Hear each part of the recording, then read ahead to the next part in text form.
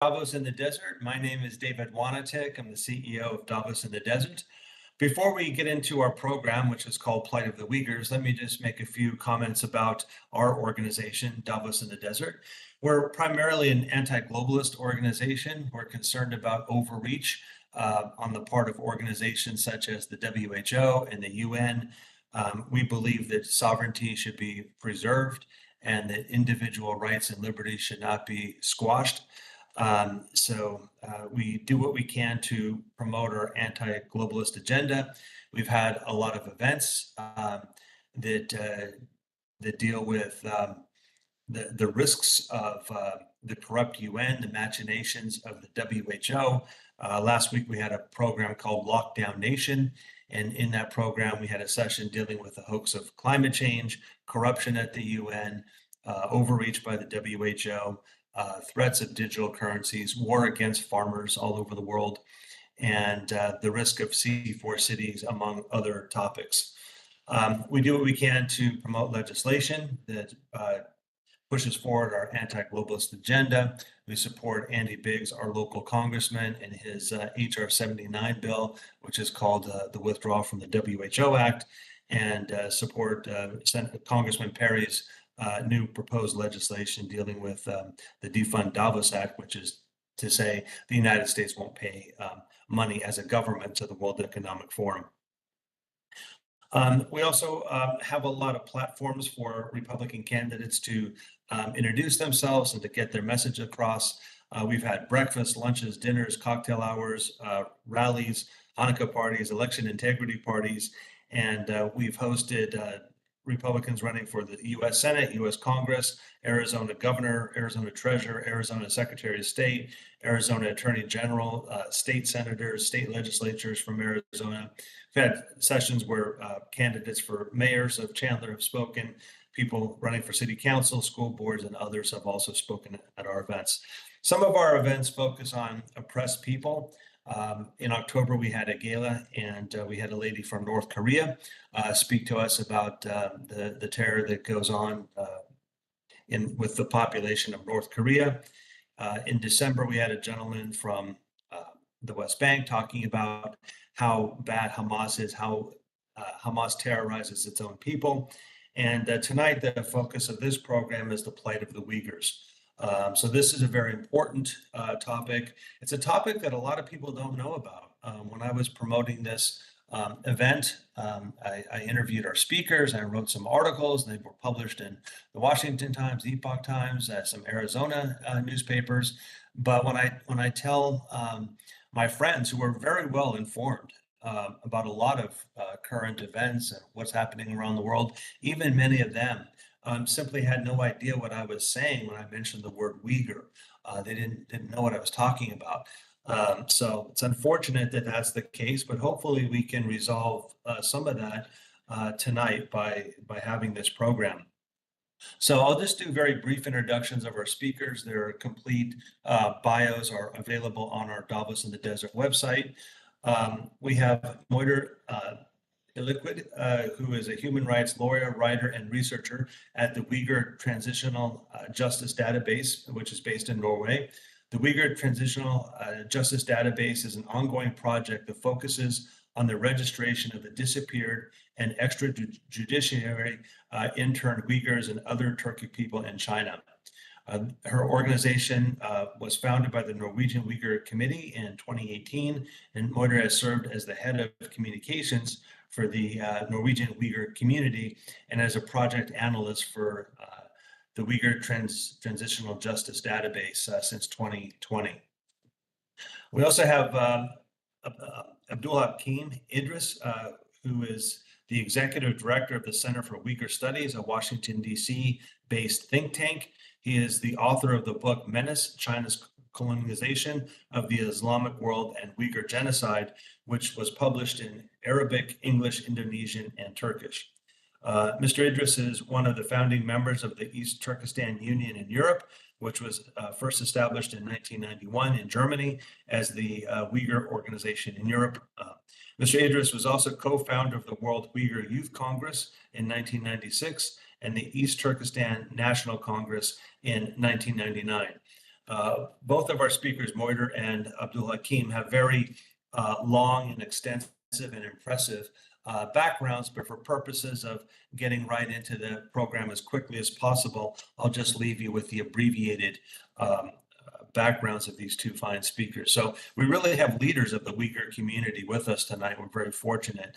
Abdul Hakim, I'll turn it over to you. I think you'd like to speak to us for about 10 minutes, and then we can have some dialogue after.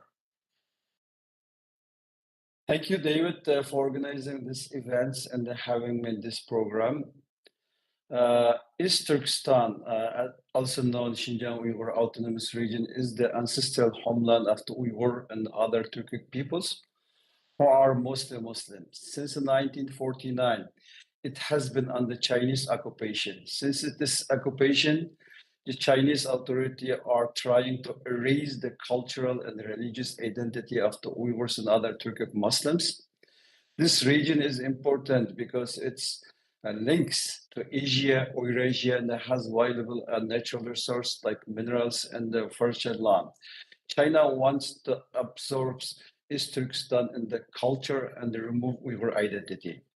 Over the years, Chinese leaders like Mao Zedong have tried different ways to make Uyghurs more like the Han Chinese majority. They encourage the Han Chinese people to move to East Turkestan, changing the population mix.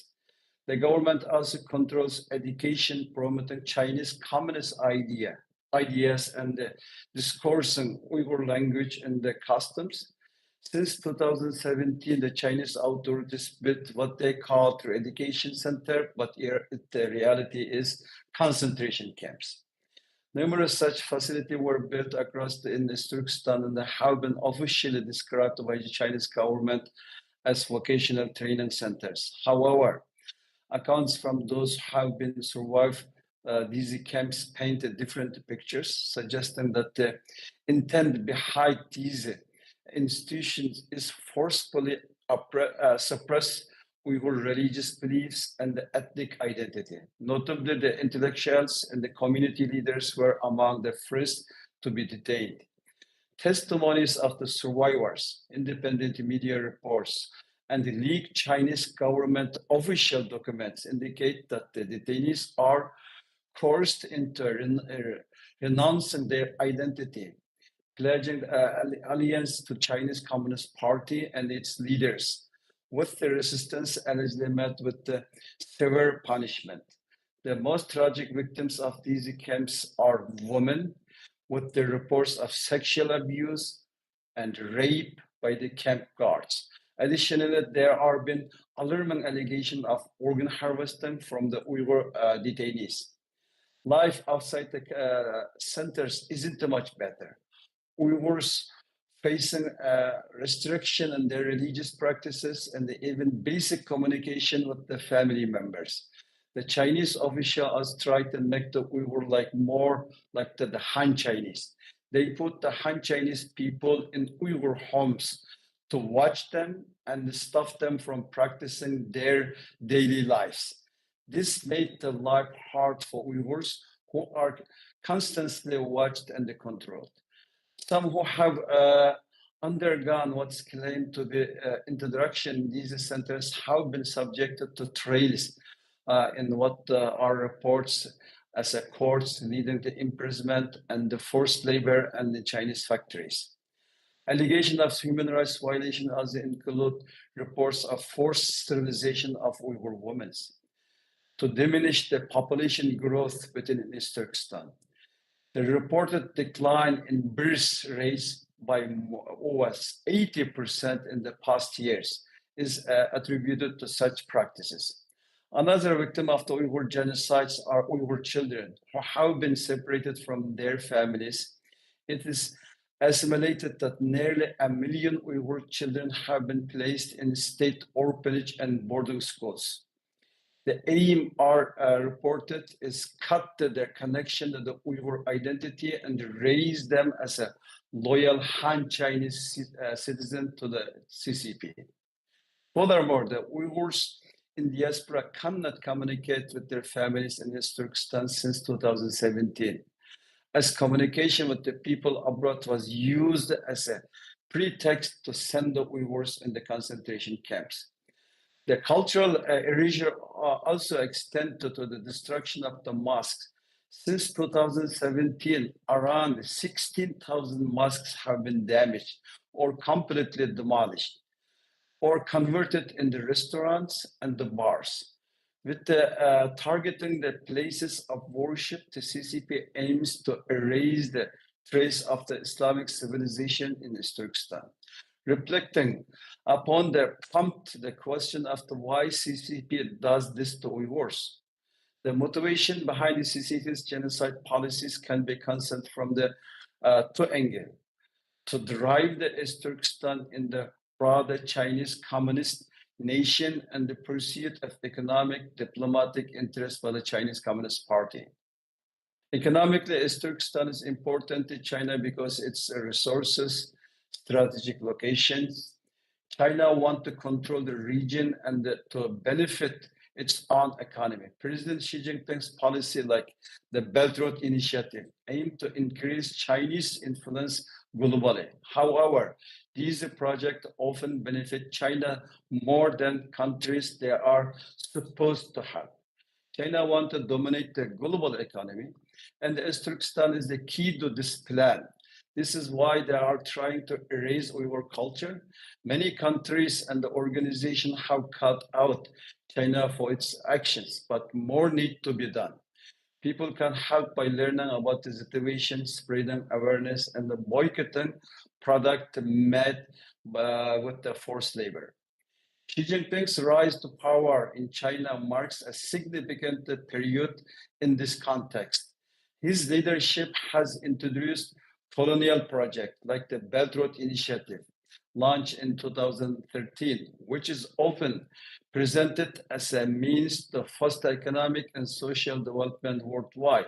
Yet, BRI actually benefits are subject to debate. While the initiative has involved numerous countries, the primary beneficiary seems to be Chinese state's interest, given the Chinese companies often carry out the projects, provide the financing, and supply the labor. The BRI impact extends across Africa and Middle East region that are strategic for the Chinese access to resource and investments opportunities. The massive scale of these projects and the investment in the Muslim world have been highlighted by Chinese officials with significant financial figures cited. However, there are concern about the debt burden these projects can impose on host countries, as evidenced by the situation like Sri Lanka. Furthermore, the Belt Road Initiative operations and the long-term implications are being scrutinized across the various African nations. East Turkestan is indispensable for the Belt Road Initiative, which will make China the world's largest economic power. The fact that the homeland of the Uyghurs is located in the position connecting China to Central Asia and the Middle East is one of the most important reasons for the Beijing government to synthesize East Turkestan and eradicate their people. 4 of these 6 major trade corridors on the Belt Road Initiative pass throughout East Turkestan and reach other regions. Kashgar, one of the historical city of East Turkestan, is also adjusted to Pakistan, where the largest investment are made within the scope of Belt Road Initiative. Special commercial zones have been created there. It is noteworthy that a year after the announcement of the Belt Road Initiative in 2013, concentration camps were established in East Turkestan. Since 2017, when the Belt Road Initiative project escalated, millions of Uyghurs have been sent to concentration camps. These are crimes committed by the Chinese Communist regime against humanity, contrary to democracy, human rights, and universal values, have resonated with the international public opinion. So far, 12 countries recognize CCP's policies in East Turkestan as a genocide and or crimes against humanity. In fact, the United States was first government in the world to recognize the Uyghur genocide, when Secretary of Mike Pompeo declared that designated Chinese crimes against Uyghurs as a genocide in January 2021. In August 2022, report UN High Commissioner for the Human Rights revealed that China might have committed international crimes, including crimes against humanity against Uyghurs. Uyghur Tribunal, Independent People's Tribunal in London, has recognized that China committed the crimes of genocide in 2022 as well. In this regard, the silence of many Muslim countries on this issue is troubling. The Islamic world, which is under economic, diplomatic, political, and the security influence of China, is subject to heavy disinformation by the Beijing government. As a result of this disinformation, China's strategic and economic leverage over the world, particularly the Islam world, most of the Muslim majority countries have stood silent and supported China with the Uyghur genocide. Last but not least, it should be noted that hopeless is not the option. Please visit our website, uygurstudy.org, educate yourselves and others, speak out for the Uyghurs, and raise awareness about the situation. One of the most effective ways to stand up against the Uyghur genocide is the boycott product tainted with the Uyghur forced labor. Thank you so much for having me.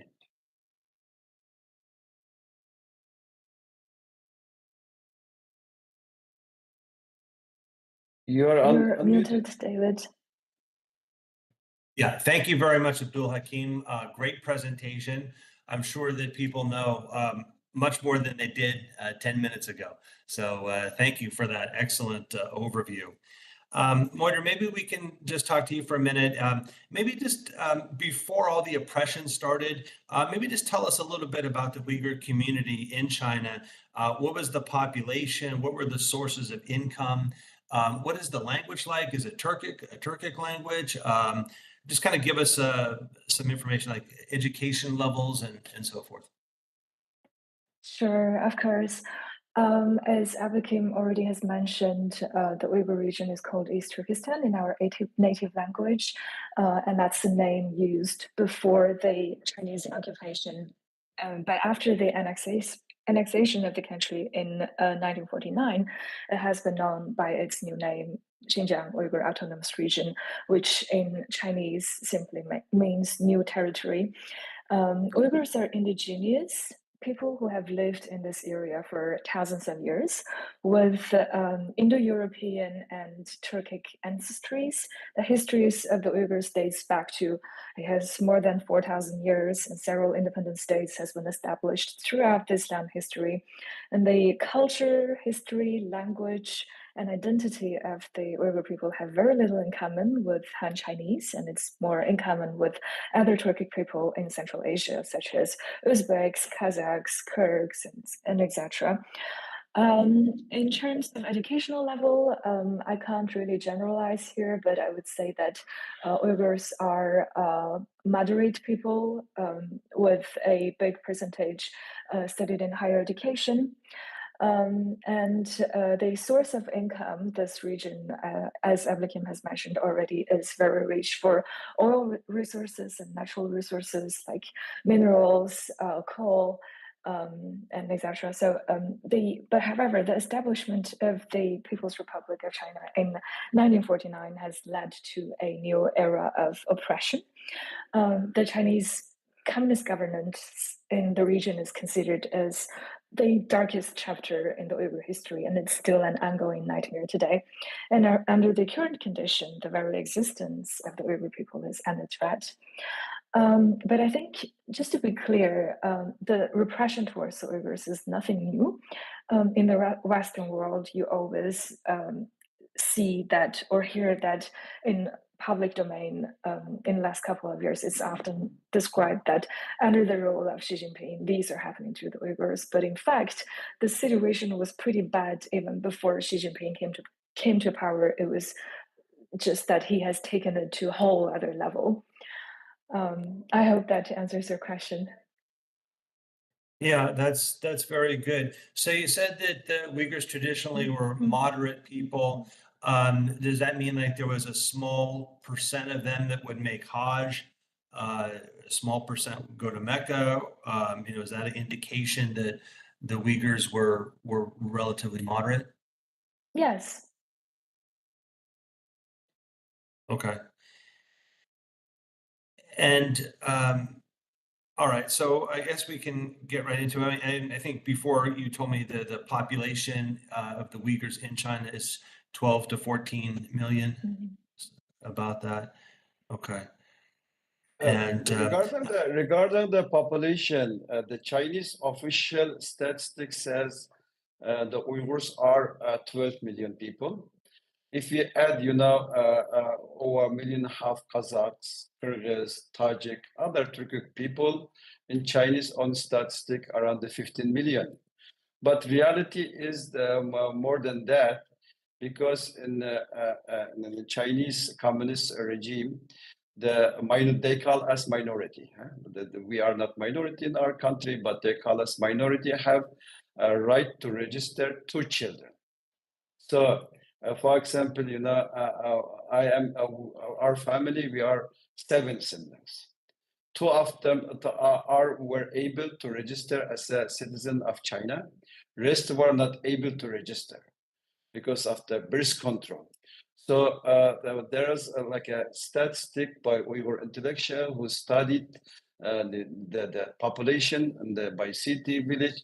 They come around 19 to 20 million people in East Turkestan. This is the reality. And regarding the income, what you asked before, since the occupation 1949, the communist China, destroyed individual right. They confiscated the land, wealth, put the people, and then at that time, they called Logai, one sort of the concentration camps, and they never accepted Uyghurs as a citizen of People Republic of China. We even were not secondary class citizens.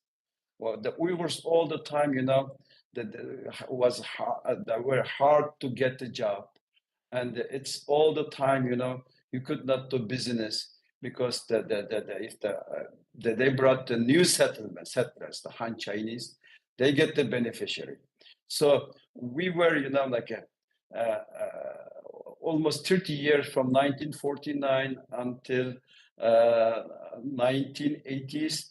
This area was closed for any people from abroad at that time. And since the Deng Xiaoping era in the 1979, when the Soviet Union invaded Afghanistan and China get trouble, Vietnam in the east, and communist China, as you know, with the ping pong diplomacy, when the Henry Kissinger went to Beijing, and then later the Nixon, and they established the relationship with the West. And at that time, 80s and 90s, they give us a little bit freedom to learn our language, to learn our history, do some business. And then we were able to travel abroad, particularly to Pakistan, to Saudi Arabia, to Turkey. Very few people were able to go to the Hajj. And we had, almost 70 years right now, there is not materials or enough scholars. You can learn your religion, because communist China is very afraid of the religion. The religious belief give you strength. Religious belief give you solidarity. Religious belief give you like a fight against inhuman circumstances, and to assimilate, to eradicate, and to create a one party, one leader, which is right now the Communist Party trying to do it, without morality, individual rights, human rights, democracy. So they to try to create a new nation, and there is no place for humanity. And mostly as Uyghurs we suffered, and what they said, Uyghur are moderate, because the Uyghurs are the 1,000 years we were on the Silk Road. We saw many religions come and goes, many nationalities, very culturally rich people, Uyghurs, and very expensive and well-educated people, because we had exchange. We came from these traditions. So, for example, our northern neighbors are Russian. We have like a European, like a access to European education and knowledge. And then on the southern side, if you look, India was long time by the British, again, European education system. And we are related to Central Asia, which Central Asia is, if you look, by the Islamic civilization, the brain for the people, to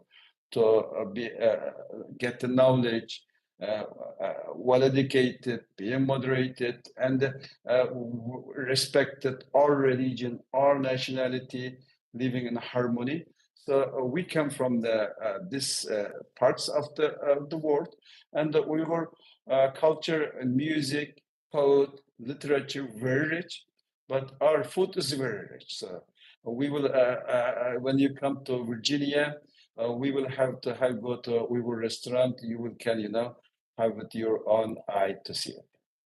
Okay, great. So as far as the beginning of the worst of the oppression, I believe in 2017, in that time frame, was there anything that sparked it? Were there any protests or demonstrations among the Uyghur community? I know that you talked about the strategic geographical position of the Uyghur area in China, but I didn't quite understand. I know it's very close to Turkmenistan and so forth, and but is part of the Belt and Road to build actual roads or trains through the territory, and that's why they needed to crack down? No, actually, the Chinese Communist government, when they occupied our country in 1949, they built like a Bingtuan. This is like a Xinjiang production construction company, like the British, ruled India under the East Indian Company, and as the Dutch ruled the Indonesia like a VOC company. So this company, this company is sanctioned by the U.S. government, Bingtuan. XPC, the short version, XPC is sanctioned by the US government. This company has more than 3 million members as a state in states, and you can buy their stocks in the Shanghai or Hong Kong or Tianjin exchange market. And this company controls over 80% of our wealth, roads, water, infrastructure, everything. And the Belt Road Initiative is actually global version from this company to control other countries. Today we can see, for example, China-Pakistan economic corridor, which is Pakistan become like the next province to China. They cannot have independent foreign policy or a security policy. Our location is, if you look, south, we are neighboring with India, with Pakistan, next to Afghanistan, Tajikistan, Kyrgyzstan, Kazakhstan, Russia, and Mongolia, and from the east, China. And of course, we are, as Uyghurs, almost 70 years under Chinese Communist government's rule, but they cannot, this regime cannot tolerate other looking, other face, other nationality. It's not just as Uyghurs facing this genocide. Tibetan, the same, facing this genocide. Falun Gongs facing this genocide. The Chinese Christians facing almost the same oppression from the Chinese Communist government. It's ideology, historical, and the Chinese attempt to dominate and to take over the world. To this policy, they want to get rid of the Uyghur population on this land. And I think this is a big reason behind this. And so when the Chinese government cracked down, extremely aggressively around 2017, did people in the Uyghur community realize what was happening? Did a lot of them escape during that time? Did a lot of them leave China at that time? Or was the Chinese government's approach more subtle and people didn't realize what was happening until it was too late to leave? Walter, please, you are the expert. Yeah, sure. I think it's a bit difficult to answer this question with a statistic, but when this happened in 2017, it was a slow process. So in the beginning, people in the diaspora would hear or get messages from people still in China, and they would only tell you that, the political atmosphere has changed, I have to delete you on WeChat or whatever. And gradually, people in the diaspora lost communication with their contacts back home.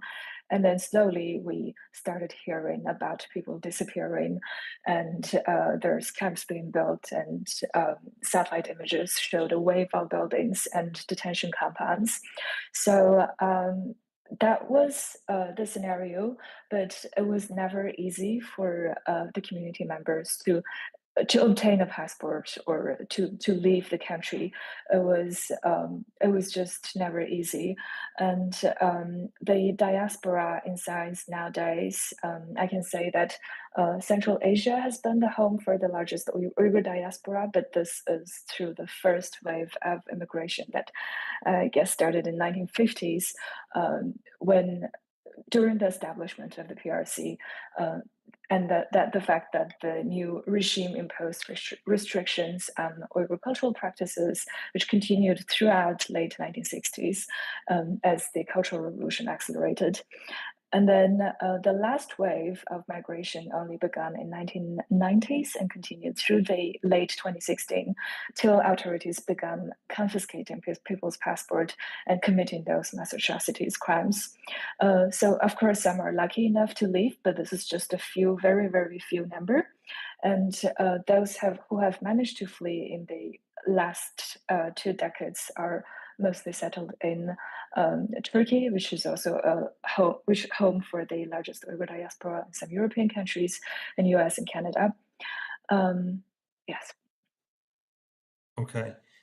And okay, so now maybe we can talk about what's happening now.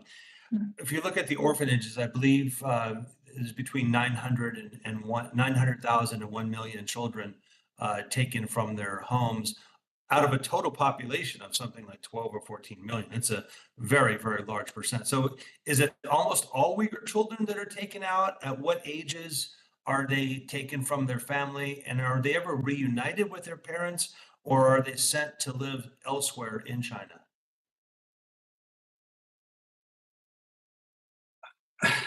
Yeah, when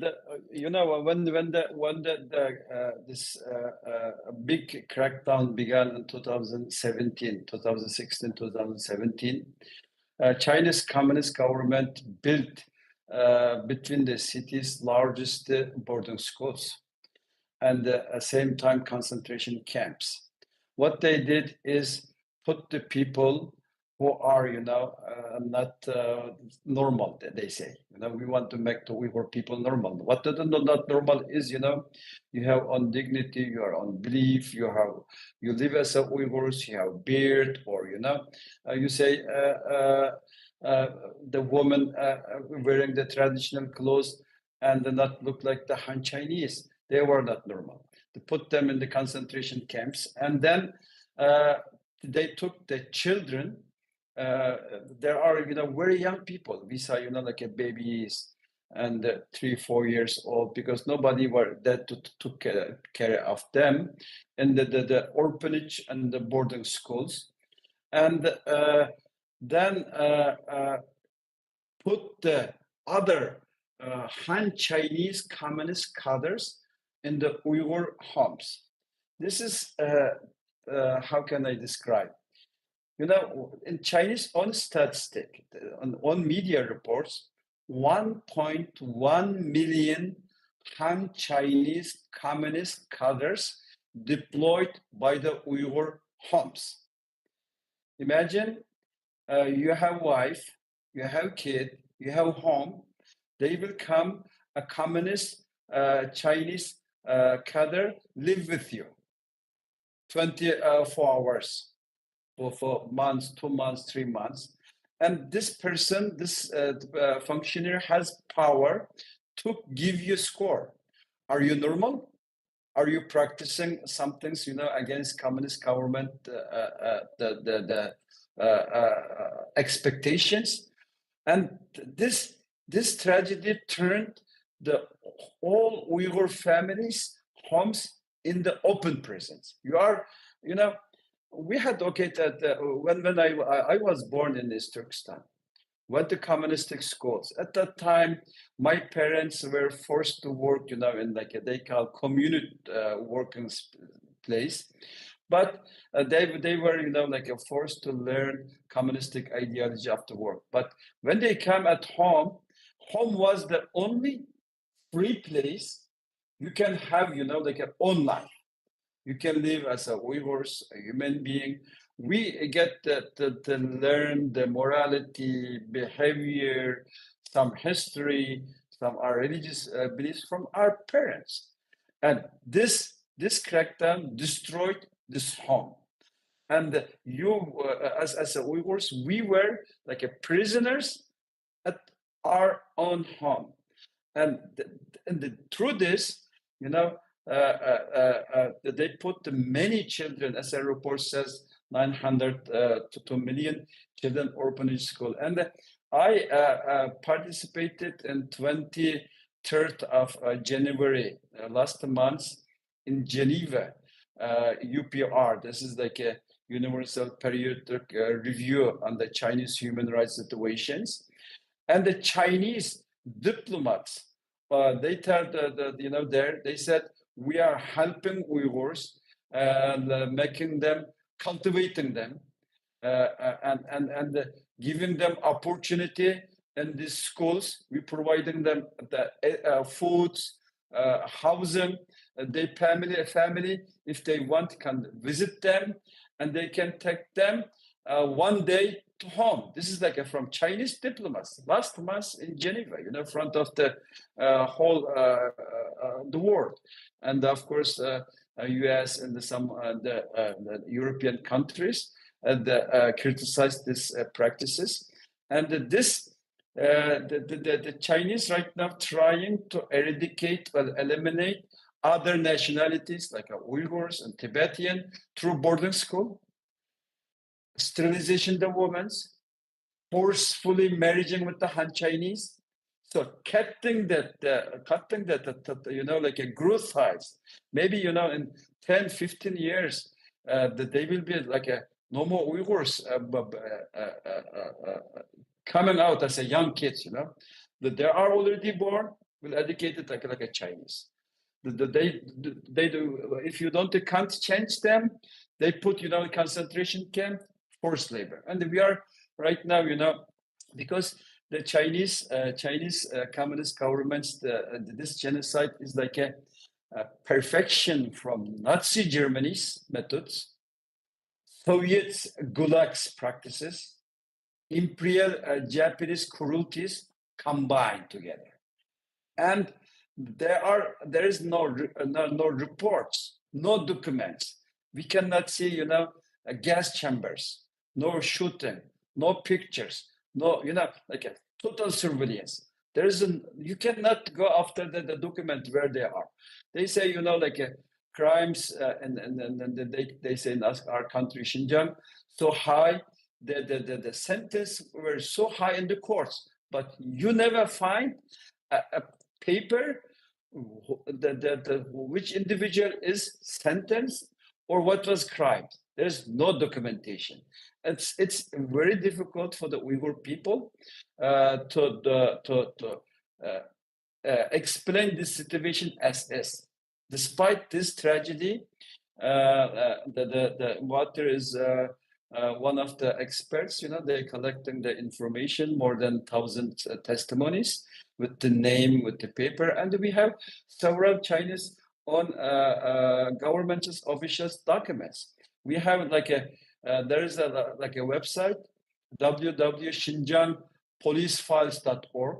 You can see there, thousands of people's pictures, names, IDs, and the crimes. If you look at the crimes, a 70 years old woman said to his son, "Don't drink alcohol." This is crime to go to the concentration camps, for example. So this is the real situation. And of course, Chinese Communist government has long arm, not in the third world, in Muslim country, but in Europe, and even in the US. If you look, there was a leaked document published, a summary by the New York Times. There were, thousands Xi Jinping speech video. They never released it. They just released summary. So we have enough material, and then we have from 2020 to August. There is a report from the UN Human Rights High Commissioner Officer Michelle Bachelet at that time, saying China may doing crimes against humanity. This report came from the table in the UN, China, and the China's front and majority. In the UN, if you go to UN bodies, the China has collected many third world country around them. Majority are there. From this table with the Chinese officials sitting, came the reports China may conduct crimes against humanity on Uyghurs.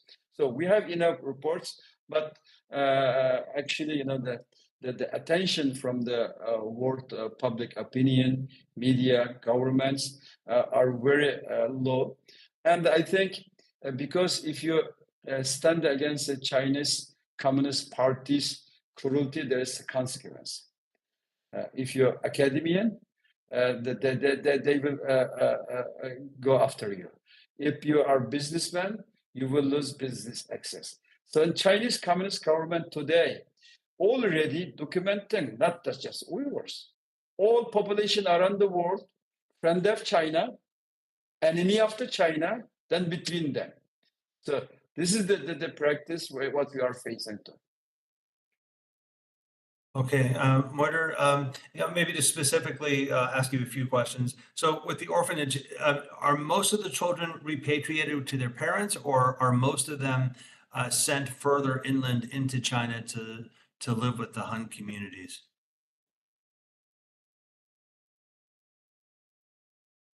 You're on mute. Moiter. Sorry about that. Yes. So to answer that question, so the reason behind those children taken to state-run orphanages is, of course, the fact that there's this huge number of people being detained in detention, and that has led to the coercive family separation. While it's very hard to give you specific statistic in here because of the restrictions on the flow of information that's coming out from China. But we do know that there are cases, in some certain cases, a fewer cases, where the children are sent to relatives or extended families to take care of. But given the scope of this mass internment, if there are no extended family members left, children often end up in state-run orphanages called Child Welfare Guidance Center, or given away to Han Chinese families to raise. But there are it's very hard to come up with to give you exact statistics here. But I can say that in these schools, children are often exposed to intensive Chinese cultural education. which is a systematic state-directed assimilation program. And for example, in elementary schools, students must be instilled with this so-called core values of socialism, gratitude education, and in junior highs, students must be instilled with the 75 signs of extremism, which was partially mentioned by Hakim a bit earlier, which includes growing a beard, wearing hijab, and etc. So I hope that answers your question. Yeah, yeah, that's fine. Before I ask my next question, I just want to make a comment. I think it's important that we realize what a great spokeswoman Moiter is. Many other spokespeople of oppressed communities have a tendency to exaggerate and to embellish. If you heard Moiter, how careful she is in her words, she doesn't like to make statements unless she has statistics to back up those statements. So I think that really adds a lot of credibility to the spokespeople from the Uyghur community. So let's keep that in mind. As far as organ harvesting, do you have a sense as to how widespread that is, or is it limited?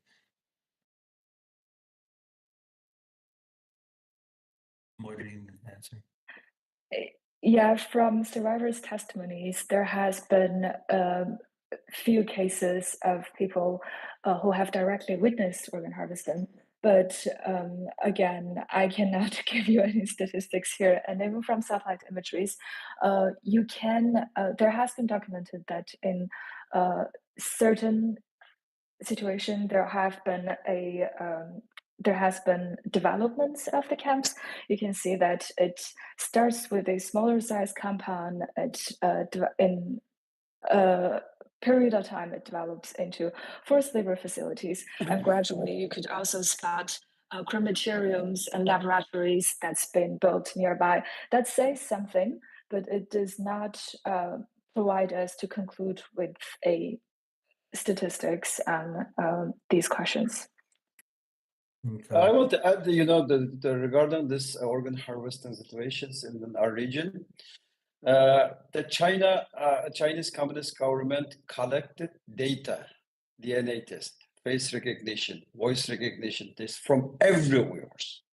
Imagine, from children to elderly, everybody has already data in Chinese data bank, surveillance systems. And we saw, for example, some Chinese hospitals advertising in Middle Eastern country for the halal organs. Somebody never drank alcohol or eat pork, something like that. It means if somebody need an organ, they can put the button on the computer. They will find who is the suitable organ where they know them, and already our concentration camps or prisons. So we cannot, as Muatir said, we don't have data, fact, statistic, but the practice, the huge collection of data are concerning, and the Chinese Communist government using our country as a giant test field for the surveillance, for the medical experiment, and many other cruelties, and which we cannot come, here's the paper, here's the document, what's the happening. The same is like with the Falun Gong practitioner happening regarding the organ harvesting. There are some reports doing in the UK and the US, some colleagues regarding the organ harvesting.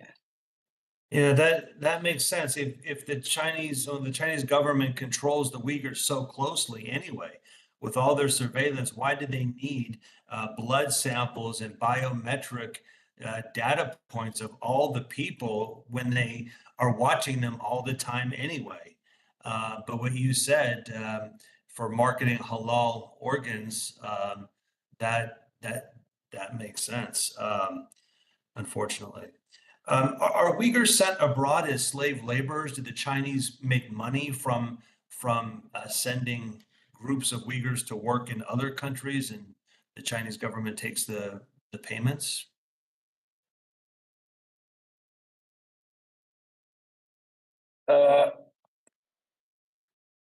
Chinese communist government, it's not unknown. They send the Uyghurs to abroad because they know, if they send the Uyghurs, they will manage get out and somewhere, seeking for freedom or asylum.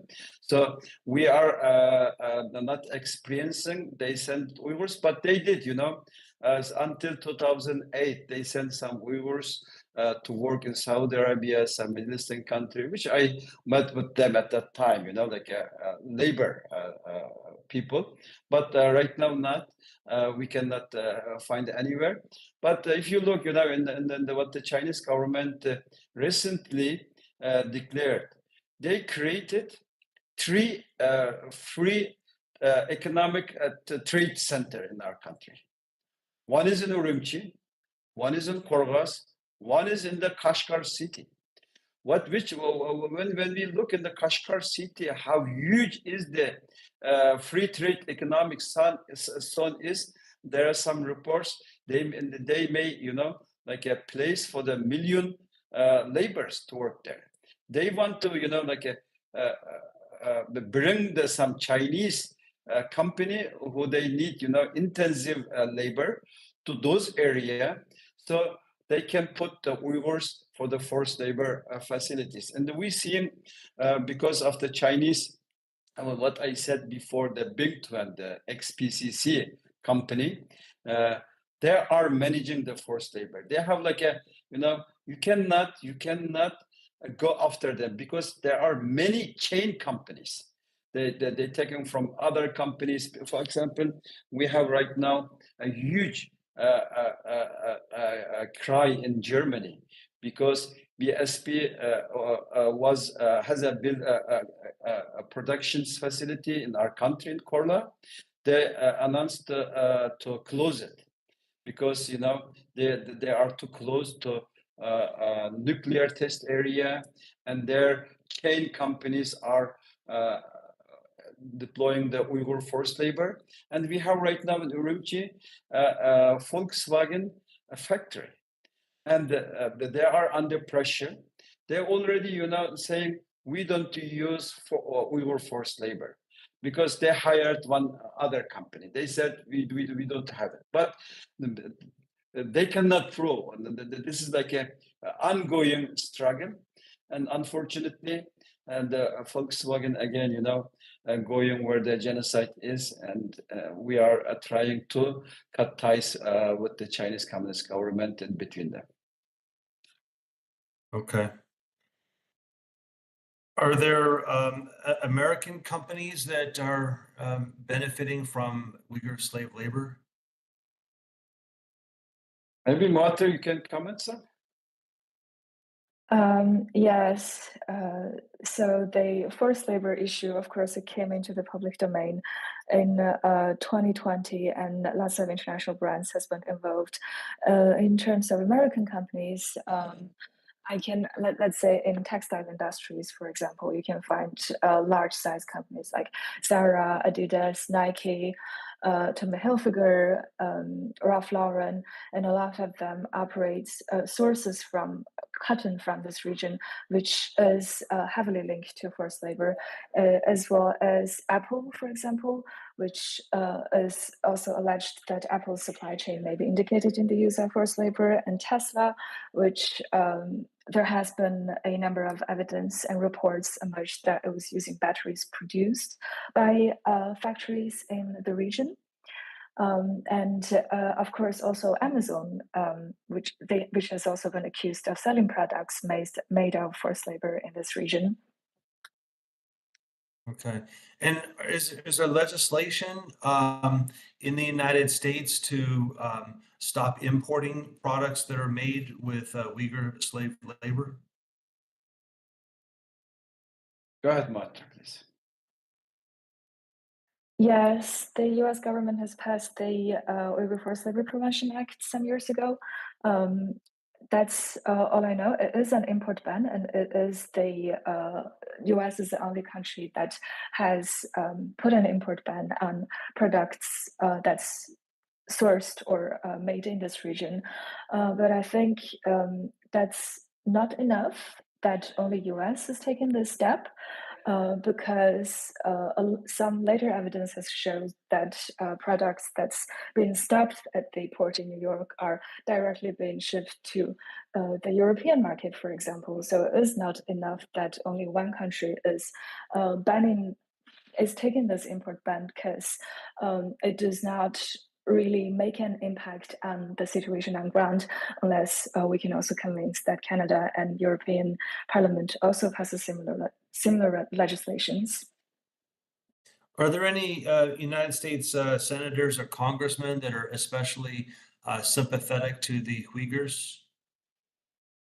I think Hakim can answer that question. Yes, for example, when we look back how the Uyghur Forced Labor Reformation Act passed, it was like both parties, Democrats and Republican parties members supported, and then we have some very good Congress members.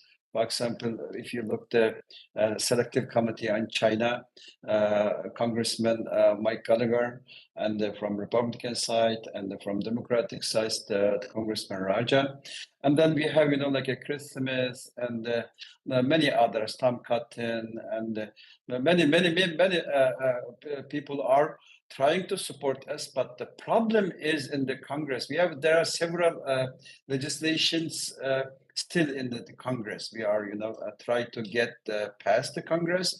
But the problem is, one side, China hiring very big lobby firm, and even the politician, very high-level government, former U.S. officials working on those companies from both parties, but from governments. And second is that the biggest huge corporate, they are again lobbying in behalf of China to weaken those legislation or not passing them, because if they don't work, China punishing them and cannot get any business there. And we are seeing in the U.S. From Uyghur perspective, if you look Hollywood, there is nothing, regarding this genocide, because the many firm in the Hollywood invested by China, controlled by China, and many huge mainstream media are again influenced by Chinese Communist government, and academia, university, professors. It's I think what happened to Uyghurs are not staying in our region. We can see where activities from Chinese Communist government even in the U.S. So it's very difficult to counter the Chinese disinformation, and the Chinese Communist government are mastering propaganda and the cheating. They are master. It's very difficult to expose to them. So this is our difficulty in the Congress, but we are hopeful the U.S. government and the Congress and the public will get to know real face of the Chinese Communist government intention and practices. It's not the danger for the Uyghurs only anymore. It's for the well-being, the humanity, and the free world, and the religious freedom, democracy, as you said, individual right, and it's very important to get the bottom of the situation. And I think many think tanks even cannot come openly reports or talk about the situation, because they are afraid to losing their interest or going to China. I think this is the big problem. Yeah, and the Chinese have even effectively silenced most of the Muslim nations too. Very few Muslim nations say anything in support of the Uyghur community. Yes, this is myself. I studied in Cairo. and Al-Azhar University. I'm a graduate there. And I speak Arabic too. I'm looking close the situation there. And which I, did research and wrote the book, Menace China's Colonization of Islamic World and Uyghur Genocide. And what many Muslims are seeing live on the TV, there is some wars, some conflicts, and one side is from caused by the Western powers, but they are not paying attention the danger coming from the Chinese Communist government, like in history. Today, if you look how China are taking over those countries, infrastructure, security apparatus, and financial institutions, bind them to them, we can see, in those countries. And the media by the Muslim majority countries are controlled 99% by the government, and the rest 1% by the government's friends. And Chinese Communist government, they said openly, okay, we cannot control the Western democratic countries. As long as we can, control the media, particularly on the Muslim country, we can get away with the Uyghur genocide. For example, what they are spreading their disinformation in the Arabic or in Muslim countries media, they're partnering with the news TV station, media outlets, newspaper, even, for example, in Cairo, there is like a Al Akhbar news paper, like the largest one. If you open the page, there's like a chapter, news from China, sponsored and bite by the Chinese Communist government. And those articles, news written by China Radio International in Beijing. And the normal Egyptian, if you look the newspaper, he think, this is like written by the Egyptian journalist. Same in Pakistan, Indonesia, Malaysia, and many others, and they are buying the FM radios and creating the Confucius Institutes and the universities.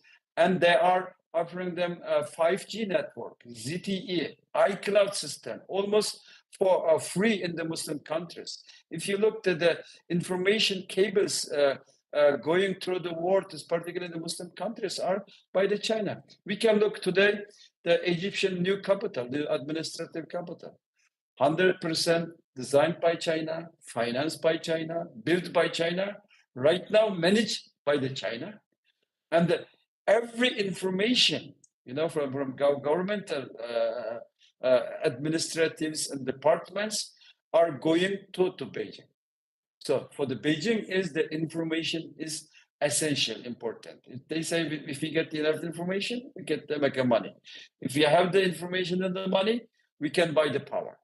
And this is like a modern colonization. They don't need to put their military, their plane, their tanks, but they, taking over the country. This is the Muslim countries facing today. Right. And I think you've written about all the anti-Semitism in the Chinese publications. It seems like the Chinese are trying to divert attention from their genocide of the Uyghurs by blaming Israel of committing genocide against the Palestinians, which there's no truth to that. But it seems like they're trying to deflect attention from their atrocities onto somebody else, so the world doesn't ask the Chinese any questions about the Uyghurs. But Moiter, in our discussions a month or so ago, you were telling me about the extent to which the Uyghur women are subjected to sterilization and IUD placement, and you were telling me that there's samples of women that are 58 years old or something, and said they have no interest in having children, and they were still forced to go through sterilization or IUDs. Is it basically almost every woman in the Uyghur community that is confronted with this dilemma? And if that's the case, then there won't be births of Uyghurs. Go ahead, Moiter, please. You are expert, and I will make a comment. Yes, this is the reason we call it a genocide because these provisions has an intent to destroy the growth of the population as a whole.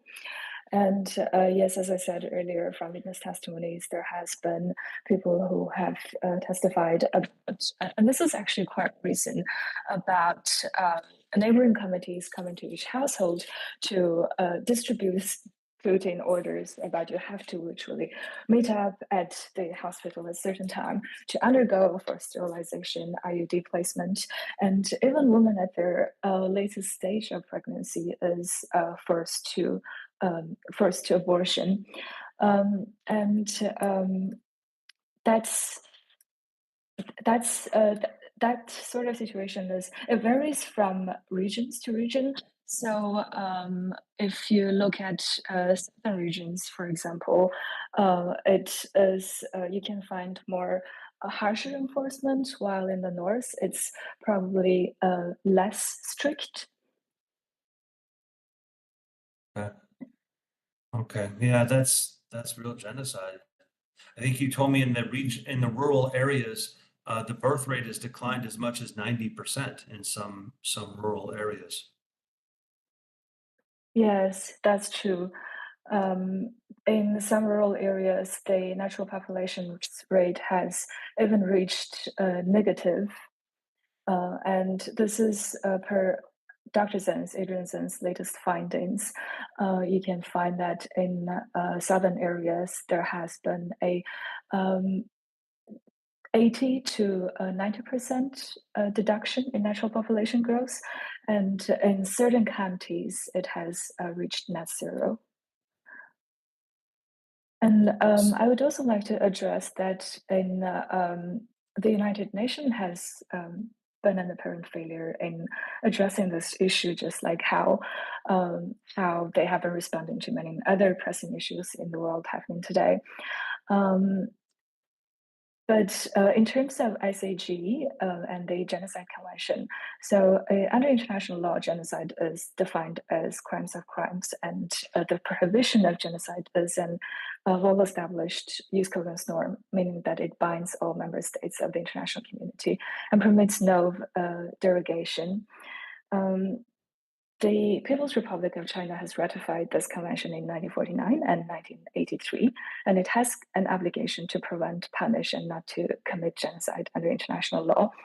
But despite the universality of the Genocide Convention, states can place a reservation under certain provisions of this treaty, which means that they do not agree to be bound by those provisions. And this is what China did. They placed a reservation under Article 6, which deals with the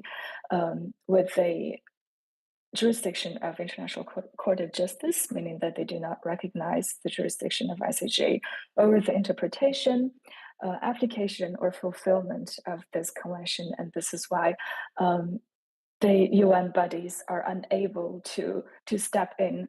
And similarly, it's with the International Criminal Court, China has never been a state party to Roma Statute, as it has never ratified the treaty. And ICC cannot investigate or prosecute any individuals who have committed crimes within China's territory without cooperation with the Chinese government or a referral by the United Nations Security Council. So that kind of puts the situation in an endless dead circle with no solution at all. Looking at it from an international law perspective. But then, although in the case of Ukraine, for example, we have seen that the ICC has issued arrest warrant against Putin, despite the fact that Russia was also never a state party to the Roma Statute. But I mean, although we can doubt that ICC does not maybe have the ability to enforce its decision, but it's still a symbolic remedy for the Ukrainian people. And so why do we not see ICC responding with such manner to the Uyghur genocides or any other active genocides that's happening in the world today? That's a question to think about. So despite all those atrocities overall, I think that the international human rights law and the UN treaties it can only help a small number of states and a small percentage of the world's population, leaving behind those who are most subject to the worst form of abuses. Okay. Maybe we'll give each of you one more minute or so to make any closing remarks that you would like. Perhaps you would want to include in that what you think Americans can do to help. So Abdul Hakim, would you like to make your final statement now? Yes. First of all, I'm very thankful for being in this conversation with you. I think it's important for the public in the US to inform China's cruelty, because coming in the election in the US, it's very important for the public to see the Uyghurs, take a lesson from us. We see, study the Uyghurs to get to know China, how they, treat other nations like the Uyghurs, conducting genocide, and openly, dehumanizing us, and even from our organs, armed forced labor, from children, they try to benefit from every part of the Uyghur people, and they're conducting this genocide. So to know the China, look at the Uyghurs and the Tibetan, give attention, because China want to have war with the US, not in somewhere else, but in the US inside, in the system. I think they are trying to use the democracy, freedom of speech in the US to destroy those values. I think that the people should pay the attention. It's related to the American public. Okay, very good. Thank you. Moira, would you like to make your final comments? Yes, I think from a consumer's perspective, we have consumers' power. You can raise awareness about the situation, check the product label to see its origins, boycott problematic brands, support ethical brands. On the contrary, you can advocate for a change, contact the companies and ask them to disclose information about their supply chain, can engage with policymakers, contact your local representatives and express your concerns. And you can even also donate or volunteer. The international community has purportedly internalized the tragic lessons of Holocaust and the horrors in Srebrenica. Every time when things like this happen, we would only restate the statement "never again" as a maxim. But unfortunately, those petty declarations has always failed to translate into meaningful action, because we do witness that never again happens again and again and again with alarming frequencies. So in the face of the worst forms of atrocities, the international community bears a collective responsibility to challenge the systematic injustice that remains unquestioned by law. And I think it is a responsibility of each and every one of us to contribute in some way to bring this justice into being. And at the end, thank you for inviting me to this panel. Well, it was our pleasure. There's a lot that the Uyghurs don't have, and they're very oppressed. But one thing they do have going for them is the two of you being very fine spokespeople for the Uyghur community. So you're a real credit to the Uyghur community, and you're serving your people very, very well. So we very much appreciate you speaking to us. And Abdul Hakim and Moira will thank you and conclude this program. Thank you all for joining us.